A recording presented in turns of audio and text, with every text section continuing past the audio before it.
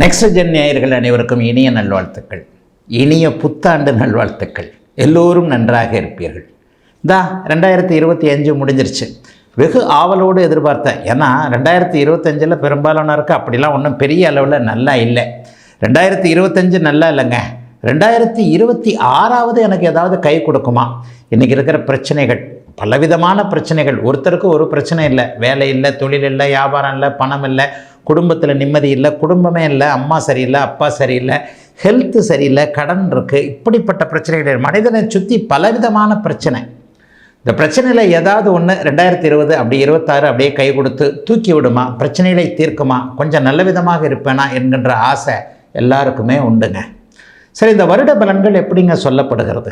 வருடாந்திர கிரகங்கள்னு சொல்லப்படக்கூடிய குரு பயிற்சி, சனி பயிற்சி, ராகு கேது பயிற்சி, இந்த 3 பயிற்சிகளை வச்சு தான் முக்கியமாக வருட பலன்களை சொல்கிறோம். இவைகள் பொதுவான ஒரு கோச்சார பலன்கள் தான். உங்களுடைய பிறந்த ஜாதக அமைப்பின் அடிப்படையில் தசாபக்திகள் எப்படி இருக்கோ அதற்கேற்றாற் போல தான் உண்மையிலேயே அதற்கான நல்ல பலன்கள் இருக்கும். அதற்கு துணையாக இருக்கக்கூடியவை இந்த கோச்சார பலன்கள். வண்டி 2 சக்கரத்தில் தான் ஓடுது, ஒரு சக்கரத்தில் வண்டி இல்லை. பிறந்த ஜாதக பலன் ஒரு சக்கரம் என்றால் இன்றைய கோச்சார, இப்போது நான் பேசப்போகின்ற புத்தாண்டு கோச்சார பலன் ஒரு சக்கரங்க. இந்த 2 சக்கரத்தையும் வச்சு தான் அப்படியே ஜாயிண்டாக வச்சு வண்டி ஓடுங்க. அப்போ எப்படிங்க இருக்குது? குருப்பெயர்ச்சி ஏதாவது இருக்கா? சனிப்பெயர்ச்சி எதனா இருக்கா? ராகுகேது பயிற்சி எதனா இருக்கா? எப்படிங்க இந்த பலன்களை நம்ம தெரிஞ்சுக்கிறது அப்படின்னு பார்த்தீங்கன்னா, முதல் 5 மாதங்களுக்கு எந்த விதமான பயிற்சியும் இல்லை. ஜூன் மாதம் 2ஆம் தேதி குருப்பெயர்ச்சி நடக்குது. 12 ராசிகளுக்கும் மிகப்பெரிய நன்மைகளை செய்யக்கூடிய குரு பகவான், உலக மக்கள் அவ்வளவு பேருக்கும் நன்மைகளை செய்யக்கூடிய குரு பகவான் இப்பொழுது மிதுன வீட்டிலிருந்து கடக வீட்டிற்கு உச்சம் என்கின்ற ஒரு நல்ல நிலைமையை அடைகிறார். It's a peculiar. 12 வருஷங்களுக்கு ஒரு முறை மட்டும்தான் அவர் உச்சத்தை அடைவார். அது அமைப்பு இப்போது இருக்கிறதுனால 12 ராசிக்காரர்களுக்குமே ஏதாவது ஒரு விதத்தில் நல்லவைகள், பணப்புழக்கம் அதிகரிக்கக்கூடிய தன்மைகள் கண்டிப்பாக இருக்கும். பெரிய கஷ்டங்கள் வராது. சனிப்பெயர்ச்சி இந்த வருஷம் முழுக்கவே 2026 முழுக்க இல்லை. மீன வீட்டிலேயே மீனத்திற்கு ஜென்மச்சனியாக அப்படியே சனி பகவான் அங்கேயே இருக்கிறார். ராகு கேது பயிற்சி டிசம்பர் மாதம் 5ஆம் தேதி நடக்குது. அது கடைசியில் நடக்குது. அதனால் இந்த வருஷத்தில் பெரிய தாக்கம் எதுவும் இருக்காது. அடுத்து இந்த வருடம் முடிய போகின்ற 20 நாட்களுக்கு முன்பு ராகு கேது பயிற்சி இருக்கனால அதுவும் இருக்காது. ஆக குரு பகவான் மட்டும்தான். முதல்ல குரு பகவான் கடகத்துக்கு உச்சமாகிறார்.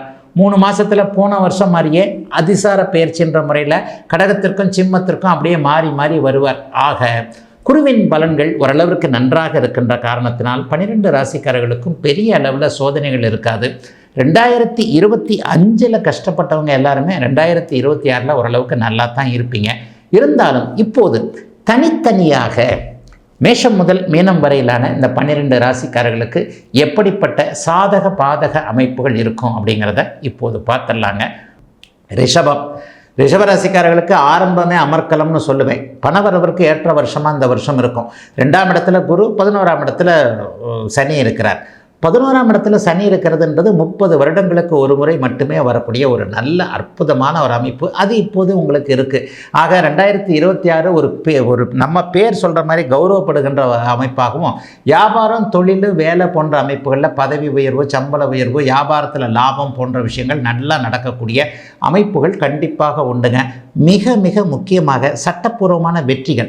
ஒரு கேஸ் போட்டிருக்கேன், அது போட்டிருக்கேன், எம்எல்ஏ ஒருத்தர் கேஸ் போட்டிருக்கிறாரு, cheque return case, credit card case, அண்ணன் மேலே கேஸு, தம்பி மேலே கேஸு, அக்கா தங்கச்சினால கேஸு, சொத்தை பிரிச்சுக்கிறதுல கேஸு, குடும்ப கேஸ், ஒய்ஃபை மேலே கேஸ் போட்டிருக்கு, நான் டைவர்ஸ் கேஸ் போட்டிருக்கேன். இந்த மாதிரியான சட்டப்பூர்வமான போராட்டங்களில் இருக்கக்கூடிய ரிஷபராசிக்காரர்கள் எல்லோருக்குமே உங்களுடைய மனசு போலவே ஒரு சுமூகமான தீர்ப்பு இதெல்லாம் வரக்கூடிய அமைப்புகள் சர்வ நிச்சயமாக உண்டு.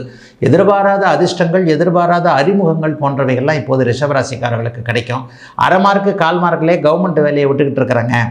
இன்டர்வியூவில் தான் போய் இதாக முடியல, எழுத்து தேர்வுலலாம் ஜெயிச்சிட்றேன், நேர்முக தேர்வில் போயிட்டு பாஸ் ஆகாமல் வந்துட்டேன். இந்த மாதிரியாக அரசு சார்ந்த விஷயங்களில் எதுவும் நல்லா நடக்காமல் இருந்தவங்க, பட்டா கிடைக்க மாட்டேங்குது, அது கிடைக்க மாட்டேங்குது, உரிமை தொகை கிடைக்க மாட்டேங்குது, அல்லது ஒரு சின்ன விஷயத்துக்காக கலெக்டர் ஆஃபீஸில் நடந்துக்கிட்டே அலைஞ்சிக்கிட்டு இருக்கிறேன், காவல்துறையில் அலைஞ்சிக்கிட்டு இருக்கிறேன், வட்டாட்சியர்கிட்ட அலைஞ்சிட்ருக்கிறேன்ற மாதிரியாக அரச லாபம், அரச அனுகூலம், அரசு தேர்வு, அரசு சார்ந்த விஷயங்களில் எதுவும் நடக்காமல் இருந்தவர்கள் எல்லாருக்குமே இந்த வருஷம் முதல் 4 அல்லது 5 மாதத்திற்குள்ளாகவே படிப்படியாக எல்லாமே நல்ல விதமாக அமையக்கூடிய தன்மைகள் கண்டிப்பாக உண்டு.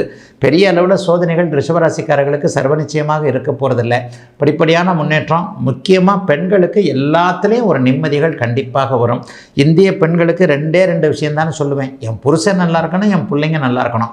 இந்த மாதிரி நினைக்கக்கூடிய ரிஷபராசிக்கார சகோதரிகளுக்கு கடந்த காலத்தில் இருந்து வந்தால் மன அழுத்தம் தீரும். வீட்லேயும் வேலை செய்கிறேன், வெளியிலையும் வேலை செய்கிறேன், சாயந்தரம் 6 மணி ஆகி 7 மணி ஆகி கழிச்சு வீட்டுக்கு வந்தால் வீட்லேயும் நான் தான் சமைக்கணும். புருஷன் பாட்டில் ஷூவை கழட்டி போட்டு நேராக பெட்ரூமுக்கு போயிடுவார். நான் எந்த பெட்ரூமுக்கு போகிறது? பிள்ளைங்க பட்டினி கிடக்குமே, புருஷன் பட்டினி கிடக்குமேன்னு இருக்கக்கூடிய ரிஷபராசிக்கார சகோதரிகளுக்கு கூட ஓரளவிற்கு உங்களுடைய மனசை புரிஞ்சிக்கக்கூடிய அளவிற்கு பிள்ளைகளும் கணவரும் ஒத்துழைப்பு கொடுக்கக்கூடிய வருஷம். இது ஒன்றே போருமே. இது ஒன்று தானே பெண்களுக்கு. இந்திய பெண்கள் தான் எங்களுடைய குடும்பத்துடைய தூண்கள் இல்லையா? ரிஷபராசிக்கார சகோதரிகள் நல்லா இருப்பீங்க. பெரிய அளவில் மாற்றங்கள் நிறைய பேருக்கு வரும். ஆக எதிலும் ஒரு நிம்மதி இருக்கும். ஐயா, குரு பயிற்சி ஏதாவது சாதகமற்ற தன்மைகளை கொடுத்துருமானா? அப்படிலாம் கிடையாது. ஜூன் மாதத்திற்கு பிறகு பாக்கியங்கள் கிடைக்கும். திருமண பாக்கியம் கண்டிப்பாக உண்டு. அதைவிட முக்கியமாக குழந்தை பாக்கியம் போன்ற தடைப்பட்ட பாக்கியங்கள் கிடைக்கக்கூடிய நல்ல ஆண்டாக அமைஞ்சிருக்கு 2026 புத்தாண்டு.